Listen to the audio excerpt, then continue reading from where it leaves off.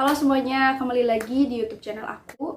Jadi hari ini aku akan membahas mengenai pertanyaan yang sempat banyak orang atau teman-teman yang banyak banget ditanyain mengenai perjalanan hidup aku, atau bisa disebut banyaknya itu adalah draw my life ya.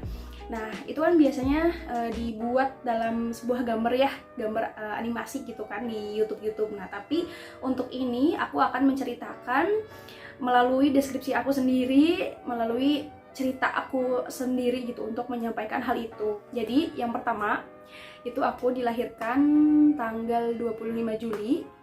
Nah, tahun 2000, di situ aku dilahirkan oleh rahim seorang ibu yang hebat. Asal aku dari Pangalengan dan bapak aku itu orang Tasik. Nah, waktu itu aku dibesarkan di Pangalengan sampai usia kelas 1 SD, berarti 7 tahun ya, 7 tahun.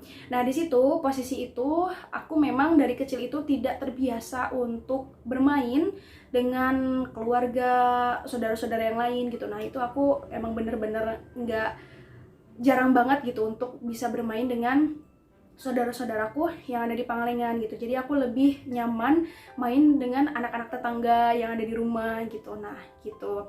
Nah, entah kenapa itu yang mungkin bisa dirasakan oleh teman-teman sendiri ya, karena kenyamanan itu ya bisa dirasain lah sama teman-teman sendiri. Nah, terus di situ waktu kelas 7 SD kan udah pada masuk ya. Nah, waktu itu aku umur 6 tahun udah dimasukin SD karena aku dulunya nggak TK dulu. Nah, aku dimasukin lah SD. Nah, dari situ SD itu kalau nggak salah namanya SD Citere. Nah, SD Citere itu aku bener-bener yang namanya anak bodoh, nggak bisa baca, nggak bisa ngitung, nggak bisa nulis, pokoknya bodoh segala macem. Udah sama orang tua diajarin, sama mama diajarin, di bapak diajarin juga, sampai mama sama bapak pun itu udah pusing, ini anak kok susah banget ya nerap-nerapnya. Ya Allah, tuh sampai nangis-nangis lah atau apa gitu ya. Nah, tahu-tahu di situ waktu semester 2 kelas 1 SD itu aku pindah ke Bandung di Gede Bage. Di situ kami berkeluarga itu pindah di asrama yang ada di pabrik, yang di belakang pabrik. Di situ kita keluarga tinggal di situ bersama-sama.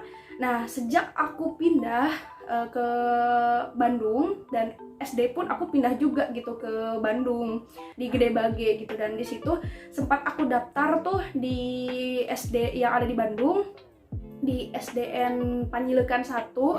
Nah, di situ aku daftar dan guru-gurunya tidak menerima karena harus TK dulu atau nanti tunggu dulu sampai usiaku 7 tahun gitu. Nah, setelah itu aku memang waktu itu nggak bisa baca apapun gitu ya. Aku bener-bener udahlah gitu, bodoh banget gitu ya, nggak bisa apa-apa, nggak bisa baca apapun. Nah, di situ yang namanya mama, oh ya udahlah, gak usah dimasukin SD dulu, nunggu 1 tahun depan lagi gitu katanya. Tahu-taunya suruh dimasukin TK tuh sama guru SD, tapi mama aku nggak masukin tuh di TK. Nah, ya udahlah, akhirnya aku vakum aja tuh 1 tahun nggak sekolah dulu SD. Dan akhirnya ketika aku menginjak 7 tahun itu baru dimasukin ke SD.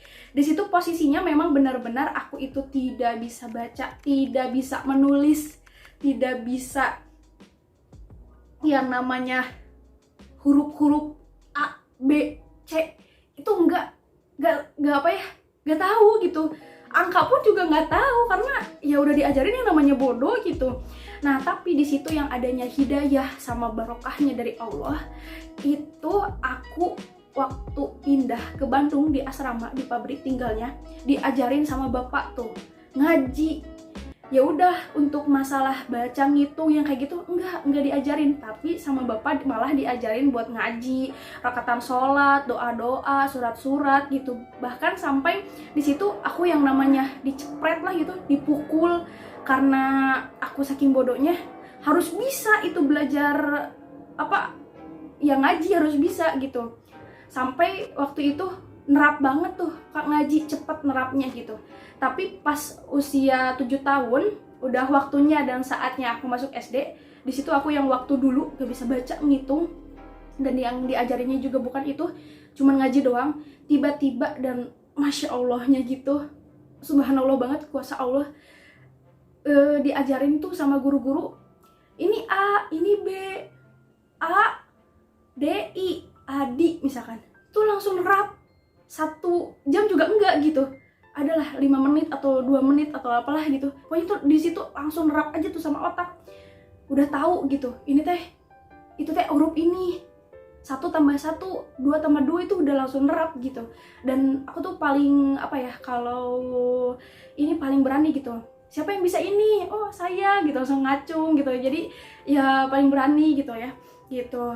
Terus di situ ya ada hidayahnya juga alhamdulillah, dan sampai di Bandung kelas 3 SD itu aku pindah lagi tuh ke Pangalengan, karena ya dengan berbagai hal, karena mama aku itu di Bandung sakit-sakitan, jadi pindah ke Pangalengan lagi di situ, dan kita punya rumah di Pangalengan gitu.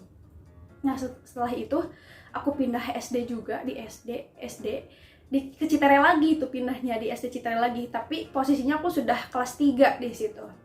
Sampai teman-teman yang dulunya itu ketemu lagi, yang dulu pernah se-SD lagi, sekelas lagi tuh ketemu lagi.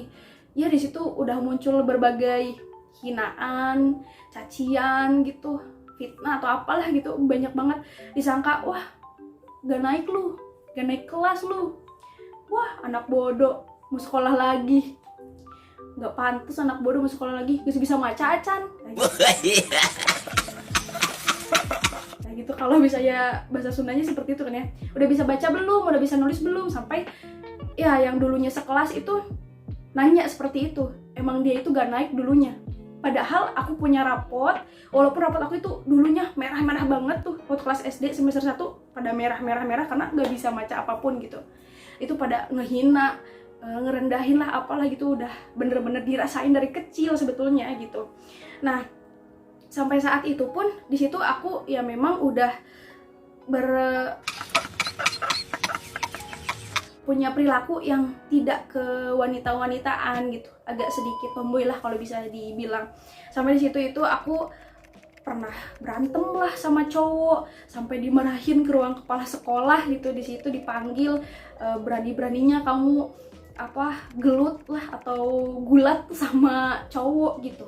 Sampai si cowoknya yang berdarah, akunya nggak apa-apa gitu. Tapi di situ memang banyak hidayahnya juga itu di situ. Dan di situ memang waktu itu nilai aku SD itu bagus-bagus waktu di Bandung, tapi pas pindah lagi ke Pangalengan itu tiba-tiba nilai aku drastis, itu bener-bener jelek. Nah di situ aku termotivasi sama teman-teman aku yang selalu juara 1, juara 2, juara 3, 4, 5, 6 sampai 10 gitu lah, 10 besar itu juara gitu loh. Kok aku nggak juara gitu ya? Ya udahlah, di situ termotivasi sampai aku punya niatan lihat teman aku yang dulunya itu SD-nya sekolah lagi, kan kita SD pulang jam 12 tuh. Nah jam 1-nya dia disambung lagi buat sekolah TK atau DTA, sekolah agama gitu. Terus aku selalu merhatiin, oh dia kemana ya gitu. Oh ngaji katanya sekolah agama gitu. Nah di situ kayak termotivasi, pengen sekolah agama. Nah di situ aku dari kecil udah bener-bener jualan sih, jualan kayak cireng, cilung. Nah awalnya tuh dari cilung sih, jualannya cilung, cirengnya buat nambah-nambah jajan gitu, karena ya memang kondisi keluarga aku itu bukan atau tidak cukup memprihatinkan gitu, tapi ya cukup, ya sesederhana itu gitu. Jadi kalau mau apapun itu emang dari kecil udah bener-bener harus nyari uang mandiri, gak biasain, mah pengen jajan gitu. Jadi bener-bener aku itu dididik sama mama bapak ya keras, bisa dibilang keras gitu. Ya dulu punya inisiatif pengen jualan cilung, cireng, dan akhirnya dari hasil dagangan itu aku pakai tuh buat daftar sekolah agama, sekolah DTA di situ. Nah dan akhirnya kesampaian gitu, udah pengen sekolah agama, alhamdulillah bisa. Dan di situ sempet kan teman-teman atau anak-anak yang lain pada ikut jajan tuh, lah aku enggak gitu dah. Terus aku udah sekolah 1 minggu baru bilang sama mama, mah teteh sekolah agama di mana? Sekolah agama di Baitul Makmur yang ada di masjid besar yang ada di depan di Citere. Kok bisa? Katanya, uang dari mana? Iya kan jualan cilung, jadi dikumpul-kumpul dulu gitu. Oh ya udah, alhamdulillah kata mama gitu. Sampai lulus di situ banyak banget guru-guru yang memang sangat mensupport aku, ngasih motivasi ke aku, ayo bisa, kamu itu orang yang teguh sama prinsip, yuk bisa yuk katanya gitu. Pengen nyobain bu, gimana sih juara 1, juara 3, juara 2 teh kayak gimana gitu. Nah di situ kamunya harus rajin, jangan males-malesan. Nah Di situ akhirnya aku kayak bicara nih sama guru. Dulu ibu itu kalau susah buat baca, buat belajar, sok bawa ember, kasih air, kaki kamu masukin ke situ sambil baca buku. Minimal udah sholat isya sampai setengah 8, 30 menit, biar nanti kesananya itu bisa nambah lagi. Dan saat itu pun, waktu itu aku langsung nyobain tuh di situ, mulai baca buku yang aku namanya males baca buku di situ, kayak maksain banget, aduh harus baca buku gitu ya. Oke, baca buku di situ. Dan akhirnya terbiasa, dan alhamdulillah sampai saat ini pun aku suka banget gitu yang namanya buku gitu. Setelah itu, setelah masuk dan lulus dari sekolah agama, akhirnya di situ aku ada ujian juga tuh kelas 6 SD. Katanya buat masuk ke SMP kan ya. Nah UN, misalnya habis UN tuh kan mau persiapan buat masuk SMP. Tadinya aku mau SMP-nya ke Bandung, pindah. Totonya gak usah, di sini aja, di Pangalengan aja di situ.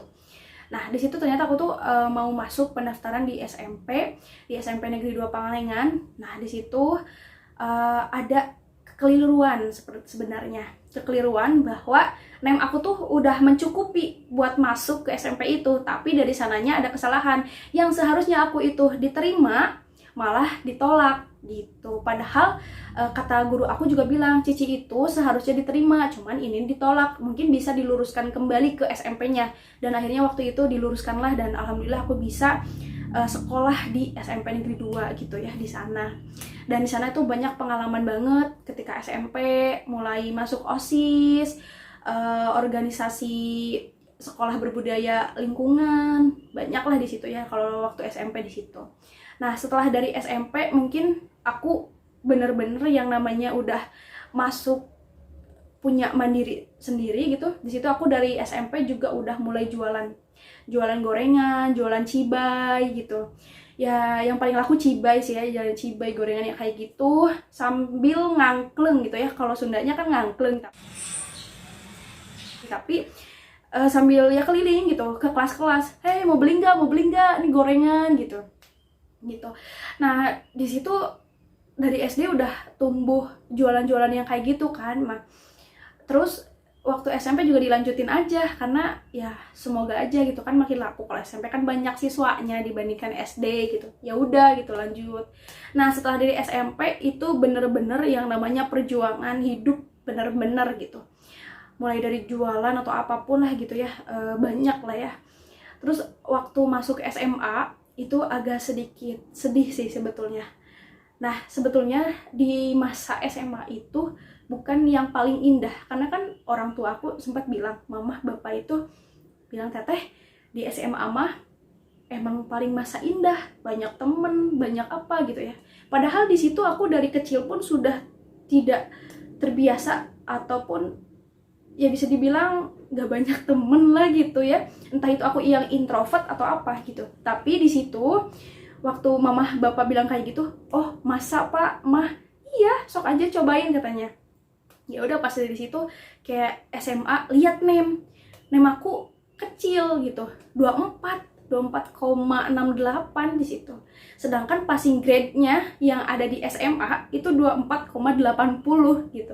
Dari situ aku kayak nangis, gak diterima, nem aku kecil gitu, harus kemana, pengen punya cita-cita jadi dokter gitu ya dulu, pengen bener-bener punya cita-cita, pengen bener-bener jadi orang yang sukses gitu. Dan akhirnya sama guru aku yang dari SMP itu diperjuangin gitu. Nah diperjuangin sampai masuk, ya memang bisa dibilang kalau aku itu waktu SMA jalur belakang. Ya sebenarnya itu adalah peribahasa yang kasarnya gitu, kasarnya kamu masuk jalur belakang. Padahal jalur belakang itu yang seperti apa dulu? Ada yang nyogok ngasih ke gurunya biar bisa masuk anaknya. Tapi kan kalau untuk aku pribadi tidak merasa nyogok sama sekali dengan guru siapapun yang ada di SMA. Malah yang guru di SMA yang masukin aku itu bilang, untuk aku pribadi memang untuk harga masuk ke sekolahnya itu misalkan sekian, tapi untuk aku pribadi ada dana sumbangan juga yang agak lebih gitu dari mereka. Yang seharusnya mereka itu 1%, aku naik 2% gitu teman-teman. Tapi di situ sampai guru aku yang masukin ke SMA itu bilang, guru SMA-nya bilang, mau bener-bener gak sekolah di sini teh? Apa cuman gaya-gayaan? Apa cuman main-main? Kayak seperti mahasiswa lain gitu. Di situ aku sampai mikir, lihat aja nanti aku bakal ngebuktiin tuh ucapan itu gitu.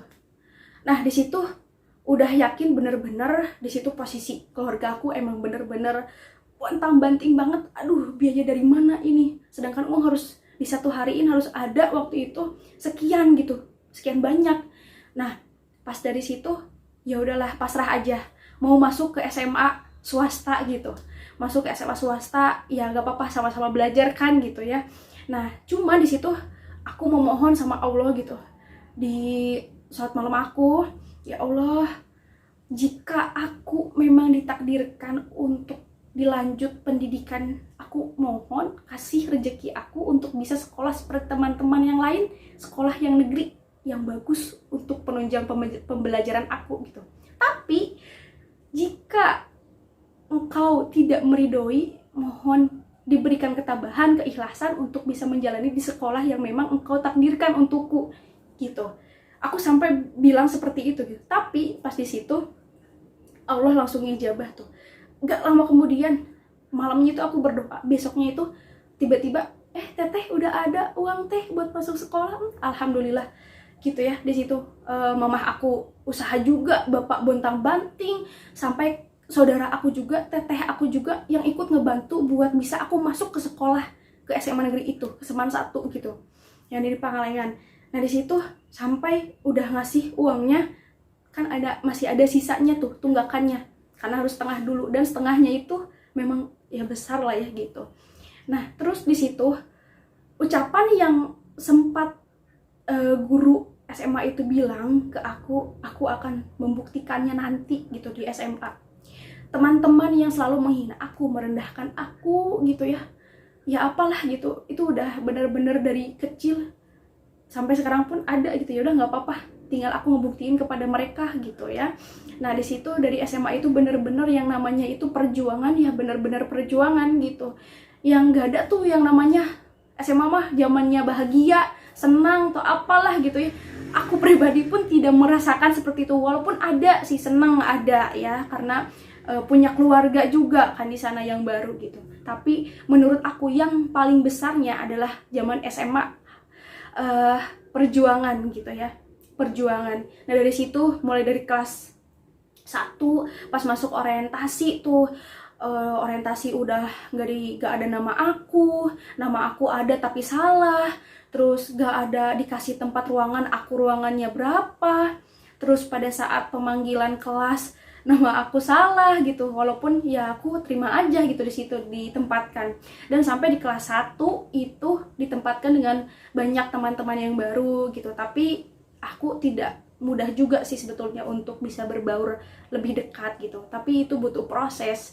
Namun di situ aku berpikir banyak juga teman-teman yang dulunya se-SMP gitu, yang se-OSIS juga, yang se-SD juga ada gitu, tapi yang mereka sudah punya kehidupan yang baru gitu, dan mereka juga sudah punya pergaulan yang baru juga gitu, teman-teman yang baru juga gitu. Sedangkan aku bisa sedangkan aku bisa untuk diem-diem aja gitu ya, proses gitu. Tapi di situ aku mulai ngebuktiin waktu kelas 1. Oke, aku mulai dapat ranking tuh di situ. Dari kelas 1 SMA. Oke, udah ranking tapi belum masuk ke 5 besar sama 3 besar tuh ya di situ. Ya masih 10 besar. Terus semester 1 tahu-tahu aku cuma baru masuk 10 besar, ya udah nggak apa-apa, sabar dulu gitu. Terus semester 2 masih 10 besar, sabar dulu. Nah, pas masuk kelas 11 itu di situ aku udah mulai semangat. Yuk, saatnya saatnya bisa gitu. Dan di situ memang waktu kelas 11 yang aku rasain, aku rasain aku egois banget tuh di situ. Waktu kelas 11 itu aku egois banget. Gak mau ngasih tahu tuh, sampai gak mau ngasih tahu ke temen Ci, tugas apa? Boleh lihat gak? Atau apa gitu ya. Sebetulnya aku memang dibiasakan dari kecil tidak niron gitu ya, atau mau hasil apapun, gak lihat jawaban orang lain, enggak gitu ya. Jadi mau apapun, sejelek-jelek apapun itu, hasilnya tetap perjuangan kamu gitu. Sampai teman-teman waktu kelas 11 juga mau nanya tugas ataupun lihat ngasih tahu pun aku nggak ngasih tahu gitu ya. Di situ saking aku ingin membuktikannya gitu, ucapan-ucapan itu. Nah, disitulah mulai aku kayak rajin banget tuh buat ngerjain tugas segala macam. Nah, di situ sambil berdoa juga sama Allah, ya Allah, belum pernah ngerasain yang rasanya ranking 1, ranking 2, ranking 3, 4, 5. Gimana tuh ya Allah, pengen gitu. Kayak teman-teman yang lain, pengen punya prestasi yang bagus juga sama teman-teman yang lain gitu. Nah, di situ sambil berdoa juga, udah berdoa, ikhtiar, usaha semaksimal mungkin, dan alhamdulillahnya di situ terjawab semua doa-doa aku. Semester 1 waktu UTS udah ranking 1 tuh di situ. Juara 1 itu berasa mimpi banget. Berasa mimpi banget dapat ranking 1. Berasa mimpi banget. Kenapa? Karena di situ aku tidak merasa bahwa aku sepantas itu untuk bisa mendapatkan posisi itu gitu.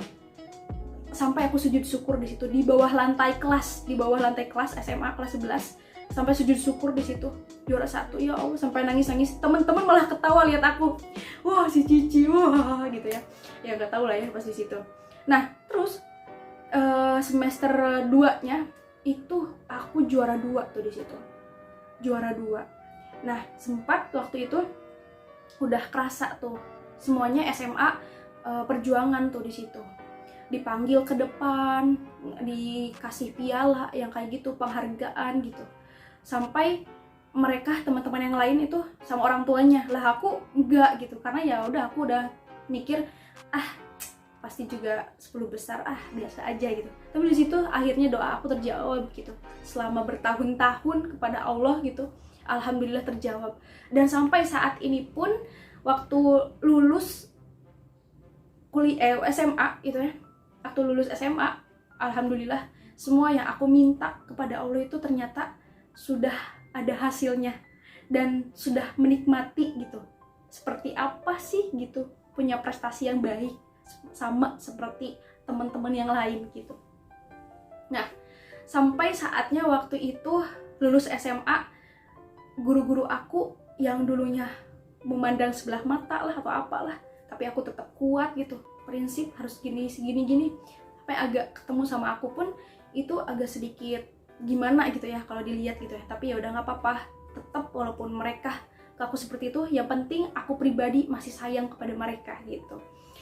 Kemudian di situ waktu lulus SMA udah punya hasil yang luar biasa juga. Maksudnya luar biasa menurut aku pribadi, itu luar biasa karena perjuangan aku sendiri gitu ya. Nah, dari SMA pun itu sama sih sepertinya, ya aku jualan, emang jualan sih. Pokoknya dari SD sampai SMA tuh aku jualan terus, jualan gorengan, cibay, ya kayak gitulah ya. Nah, terus waktu SMA ada pemilihan SNPTN kan. Nah, di situ pemilihan SNPTN di situ aku bilang sama mama sama bapak, Pak, pemilihan SNPTN ke perguruan tinggi negeri buat ke universitas. Teteh mau lebet ke mana katanya gitu ya, ke Sunda gitu. Teteh yang lebet ke mana? Hoyong kedokteran. Di mana? Di Unpad. Ya, bilangnya kayak gitu ya. Aku tuh dari kecil emang bener mau gitu masuk ke kedokteran gitu, pengen jadi dokter umum gitu. Terus mama bapak bilang kayak gini, aduh teteh, sekolah kedokteran teh lama pisan, belum sekolahnya, belum koasnya yang kayak gitu, biayanya juga banyak, cenah besar gitu. Nah, udah cenah masuk ke keperawatan aja atau kebidanan aja di situ. Lah aku gak mau keperawatan gitu, bidan juga apalagi gitu. Terus dalam hati aku bilang gitu, mau jadi bidan mah gak usah sekolah gitu. Paraji juga banyak kan ya, gak sekolah tapi bisa kan nolong persalinan gitu. Tahu-taunya di situ ya udahlah, gak usah ikut SNPTN. mama bapak nggak ngeridoin, ya udah nggak apa-apa. Bilang tuh ke guru BK yang bagian SNPTN pendataan itu, oh pak, nggak, saya nggak ikut SNPTN. Kenapa? Nah gitu. Iya, orang tua tidak mengizinkan. Oh gitu, oke. Tapi dan nilai kamu juga ya cenah naik turun, naik turun, naik turun, katanya gitu ya. Naik turun, naik turun, naik turun. Cita-cita mau jadi dokter, katanya jadi dokter mah harus bagus atau nilainya harus naik, katanya gitu. Di situ pembuktian lagi ucapan itu bahwa aku bisa tuh masuk ke Unpad ya. Di situ bilang nah hati gitu, ya udah nggak apa-apa, jangan dimasukin hati, masukin buat jadi acuan diri kita gitu. Nah di situ udah kayak punya cara lain gitu. Di situ udah berdoa, ya Allah baiknya gimana, aku harus seperti apa gitu ya. Tahu-tahu di situ kayak dapat hidayah sama Allah tuh malam, nggak tahu kenapa dibukain aja hatinya gitu. Ya udah kebidanan aja gitu. Ya udah masuk kebidanan aja. Cuman terlintas dalam pikiran aku itu kayak aku biaya dari mana kalau mau kuliah? Mending kerja aja ya daripada kuliah gitu. Tahu-taunya di sini ada pengumuman beasiswa tuh ya buat masuk ke perkuliahan, tapi khusus diploma gitu. Nah, di situ aku ikut tuh kegiatan beasiswa yang ada di SMA. Nah, di situ aku daftar, ngirimin nilai, berkas nilai semuanya, persyaratan udah komplit gitu ya di situ. Dan ternyata ada 2 seleksi katanya. Seleksi yang pertama itu untuk diseleksi per SMA, semua SMA gitu. Nah, di situ akan nanti dicek siapa yang lolos, siapa yang enggak. Dan di situ aku sampai berdoa, ya Allah, semoga lolos, semoga lulus sampai ke tahap masuk universitas. Kalau misalkan aku kuliah, takutnya ngebebanin orang tua, sedangkan orang tua aku pun mau dari mana untuk bisa menyekolahkan ke Unpad gitu. Di situ sampai bilang berdoa terus, ikhtiar terus, latihan, dan akhirnya sampai ke pengumuman seleksi di situ ya. Dan alhamdulillah di situ aku lolos gitu di seleksi pertama di SMA. Kemudian tinggal satu lagi seleksi di seleksi universitas, karena kalau dari universitasnya itu gagal, kita nggak lolos, nah dari beasiswa yang bersangkutan yang kita daftar pun itu tidak akan menerima untuk dibeasiswai seperti itu. Tapi kalau kitanya lolos di universitas itu akan jadi untuk dibiayai sampai lulus kuliahnya gitu. Aku sujud syukur banget, aku sampai sujud lagi tuh. Di situ posisinya aku waktu itu ada di dapur. Di situ aku ada di dapur lagi masak gitu ya. Kayak aku alhamdulillah gitu, ya Allah bisa lulus gitu. Beasiswa gak nyangka gitu, padahal nilai aku tidak kecil banget lah ya gitu, maksudnya kecil enggak, tapi ya cukup lah gitu dibandingkan dengan teman-teman yang lebih pintar, lebih cerdas yang lain kan, pintar-pintar kan, cerdas-cerdas kan teman-teman yang lain gitu. Alhamdulillah lolos gitu, bisa lolos. Nah di situ kayak bilang ke mama, ke bapak, alhamdulillah sujud syukur banget gitu ya. Nah di situ sampai tahap seleksi ke Unpad ke sini gitu. Karena kan aku ngambil kebidanan di situ. Karena kebidanan itu kan jalurnya smooth kan, tidak menggunakan jalur SNPTN, SBMPTN gitu. Nah, tapi di situ setelah ada informasi tersebut, langsunglah mengikuti persyaratan yang ada di Sumuk Unpad untuk daftar kebidanan di situ. Nah, sudah mengisi persyaratan dan lain-lain, katanya ada uang biaya pendaftaran dulu. Nah, di situ nanti akan diganti katanya. Sudah diganti. Kemudian di situ udah daftar, udah ikut UTBK lagi, TOEFL, wawancara, tes MMI, semuanya gitu ya sudah dilakukan sampai ke tes rumah sakit yang kayak gitu. Dan alhamdulillahnya di situ tinggal menunggu hasil ya. Menunggu hasil itu paling deg-degan di situ ya. Karena jujur aku pribadi agak sedikit minder, bukan minder enggak sih, cuman kayak sedikit lemah dalam bahasa asing. Di gak yakin itu untuk ngisi TOEFL pun ya walau alam gitu harus seperti apa. Ya udah nggak apa-apa, terima aja hasilnya gitu. Dan pada saat itu hari Jumat ya kalau nggak salah atau apalah, lupa lagi, itu pengumuman untuk kebidanan gitu, diploma 4 yang SMUK D4 gitu. Dan di situ akhirnya bismillahirrahmanirrahim saya buka HP, itu ada di kamar, posisinya aku sampai gemeteran gini gitu, gemeteran di situ sampai selamat, Anda dinyatakan lolos SMUK D4 kebidanan. Di situ aku nangis banget, di situ nangis banget, sujud syukur sama mama sambil dipeluk, mah alhamdulillah teteh lulus masuk kebidanan gitu. Walaupun jurusan kebidanan tapi teteh ditempatin di fakultasnya kedokteran gitu. Nah di situ sampai mama nangis, bapak juga gitu. Dari itu pun hasil itu alhamdulillah bisa dibiayai kuliah sama ya perusahaan yang ada di Pangalengan gitu, Star Energy gitu. Dan alhamdulillah banget, itu bersyukur banget di situ. Dan itu pun aku sangat sekali bersyukur atas itu semua. Dan sampai saat ini aku bisa kuliah sama seperti teman-teman yang lain, bisa kuliah, punya cita-cita yang bagus gitu untuk mewujudkan cita-citanya gitu. Oke teman-teman, jadi itu salah satu perjalanan hidup aku. Sebetulnya ini tuh hanya garis besarnya aja gitu, karena untuk masalah cerita panjang banget gitu. Dan ya gak cukup 2 hari 2 malam gitu ceritanya, enggak sih. Ya gitulah ya. Pokoknya ini adalah garis besarnya aja. Tapi kalau untuk masalah kalian masih penasaran atau apa-apa gitu, kalian bisa sih untuk DM aku atau komen di bawah di YouTube ya gitu teman-teman.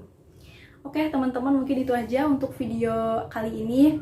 Kurang lebihnya dimohon dimaafkan atas apa yang sudah saya sampaikan kepada teman-teman semuanya. Semoga teman-teman bisa terinspirasi aku sampaikan dan kalian bisa terinspirasi dengan ini.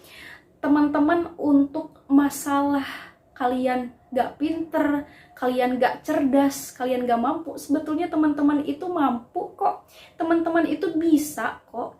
Hanya saja teman-teman punya niat yang kuat, prinsip yang kuat. Kalau misalnya teman-teman punya prinsip yang kuat, insya Allah apapun itu yang akan dilalui oleh teman-teman akan tahan banting sampai kapanpun teman-teman. Kalau misalnya gagal terus aja gagal, gak apa-apa. Itu teman-teman akan jatuh di antara bintang-bintang. Dan teman-teman pasti akan menemukan rezeki teman-teman yang akan lebih dari itu. Oke teman-teman, makasih semuanya.